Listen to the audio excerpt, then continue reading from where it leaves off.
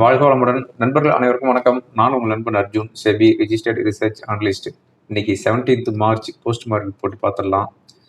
இன்னைக்கு ஒரு 170 point ஹைல market close ஆயிருக்குது.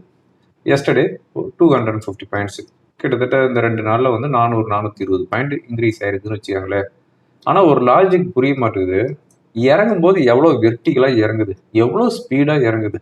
அதாவது ஏறும்போது ஸ்டேர் கேஸில் ஏறிட்டு இறங்கும்போது லிஃப்டில் இறங்குற மாதிரி இறங்கும்போது ஒரு நாளைக்கு 400 பாயிண்ட் 600 பாயிண்ட்லாம் இறங்குச்சு நம்ம மார்க்கெட்டு போன வாரம்.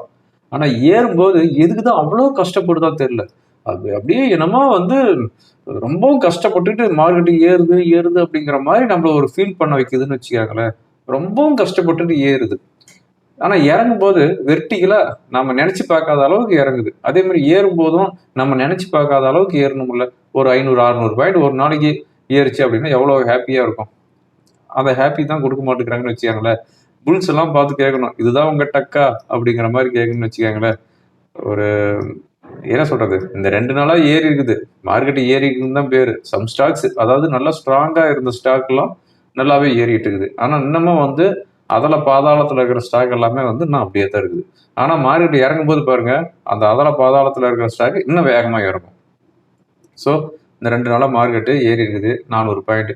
அதாவது இந்த ஈரான் வார் ஸ்டார்ட் பண்ணும்போது 25,200லேருந்து கிட்டத்தட்ட 2,200 பாயிண்ட் இறங்கிட்டு இப்போ வந்து 400 பாயிண்ட் இன்க்ரீஸ் ஆயிருக்குது.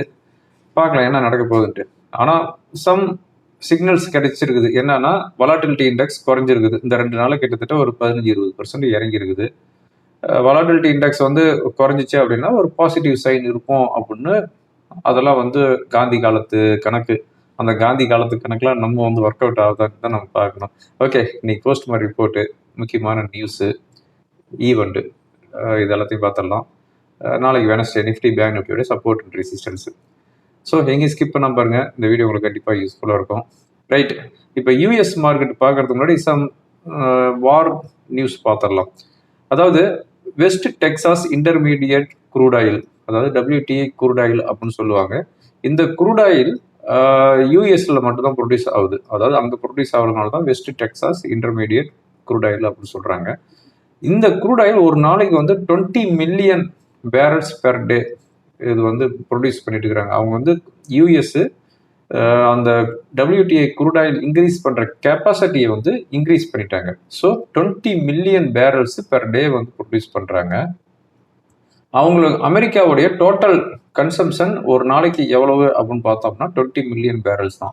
ஸோ அவங்களுக்கு தேவையான பேரல்ஸ் க்ரூட் ஆயில் அவங்க வந்து ப்ரிப்பேர் பண்ணிக்கிறாங்க. ஸோ அவங்க வந்து எந்த ஒரு நாட்டையுமே வந்து டிபெண்ட் பண்ணி கிடையாது as of now. At the same time நம்ம இந்தியா, சைனா, ஜப்பான், கொரியா இந்த மாதிரியான நாடுகள்லாம் யாரை டிபெண்ட் பண்ணியிருக்கிறாங்க அப்படின்னா மோஸ்ட்லி மிடில் ஈஸ்ட் கண்ட்ரி தான் வந்து மோஸ்ட்லி வந்து நம்ம வந்து டிபெண்ட் பண்ணியிருக்கிறோம்.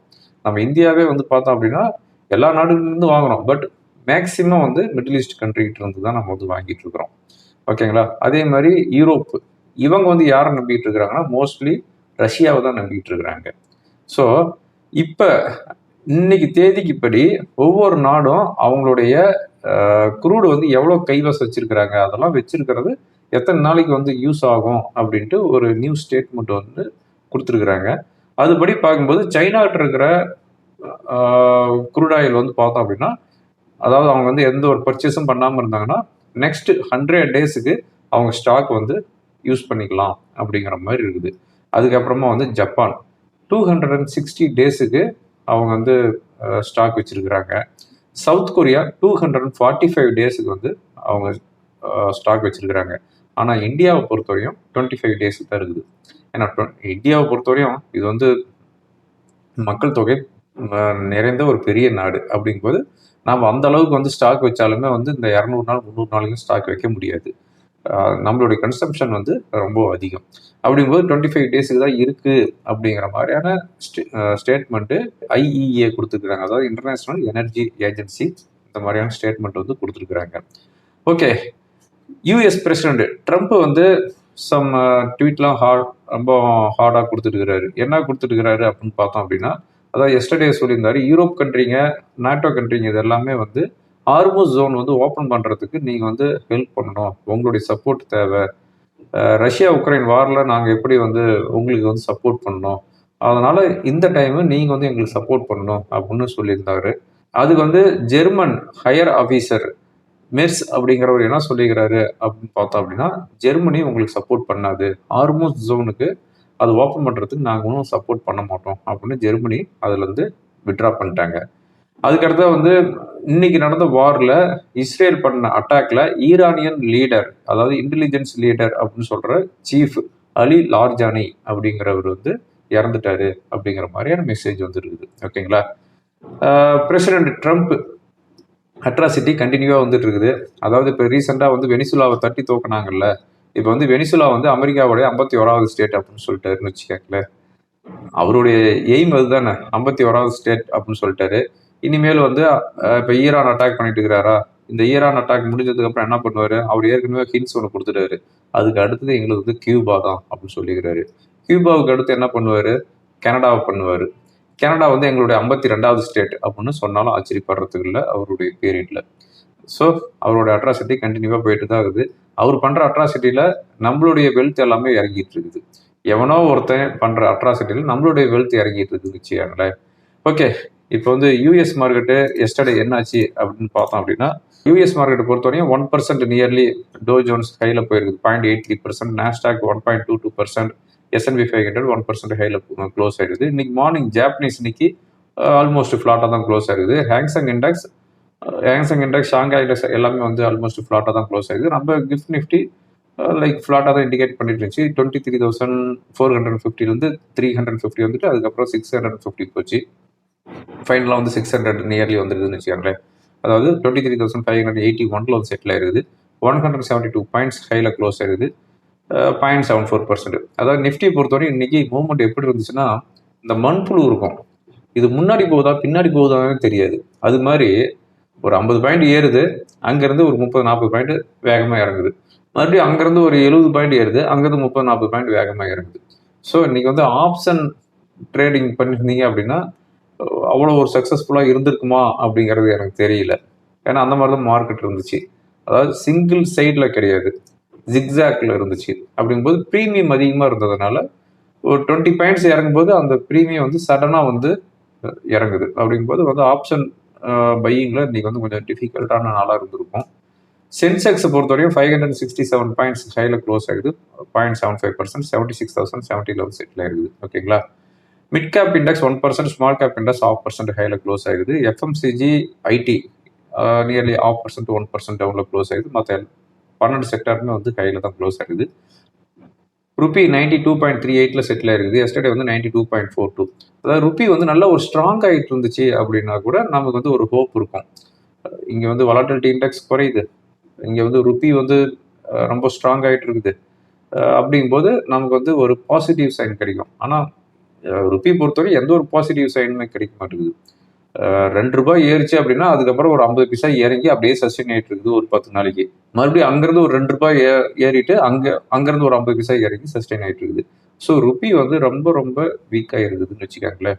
ருபி ஸ்ட்ராங் ஆனால் மட்டும்தான் நம்ம மார்க்கெட் வந்து இன்க்ரீஸ் ஆகிறதுக்குண்டான வாய்ப்புகள் இருக்குது. ஏன்னா எஃப்ஐஸ் ஹியூஜாக செல் பண்ணிட்டு அவங்க வந்து ருபி இப்போ வந்து 92.38 இருக்குது, அப்படியே வந்து டாலராக வந்து கன்வெர்ட் பண்ணிட்டு நல்ல ஒரு ப்ராஃபிட் பண்ணிட்டு போயிடுறாங்க. இங்கே ஸ்டாக் மார்க்கெட் இறங்கி இருந்தாலும் அவங்களுக்கு வந்து டாலராக வந்து கன்வெர்ட் பண்ணும்போது அதில் வந்து நல்ல ஒரு ப்ராஃபிட் வந்துடுது.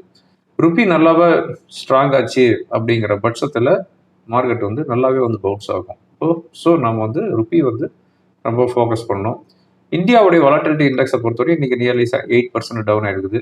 இந்த 2 நாளாக வந்து பார்த்தோம் அப்படின்னா நியர்லி 15% to 18% வரைக்கும் டவுனில் க்ளோஸ் ஆகுது.